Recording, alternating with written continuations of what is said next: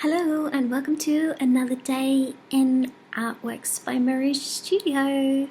Today I'm going to be painting the Crimson Rosella Love Bird, and that doesn't have an S on the end, it's just Love Bird, one bird this time.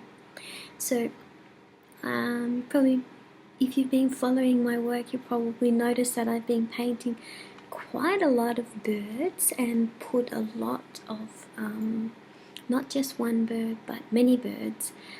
Today this is probably one of the first bird paintings I ever did, besides the zebra finch, and it's actually the first stage of the evolution of the Crimson Rosella Love Birds.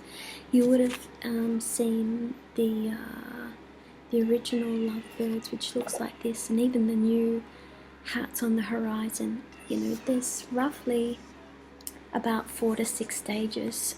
This is the very first one, where it's only got one Crimson Rosella in this one, and this is what it's looking like so far. And the story about this one came out in about 2014, 2015. So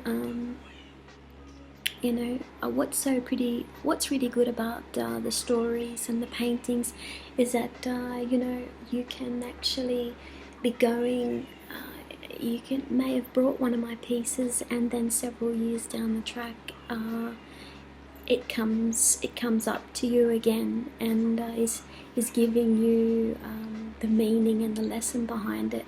So that's what's so awesome about my works, is that you can buy it 1 year and the lesson may come to you several years. It could be 2, 5 or 10 years down the track.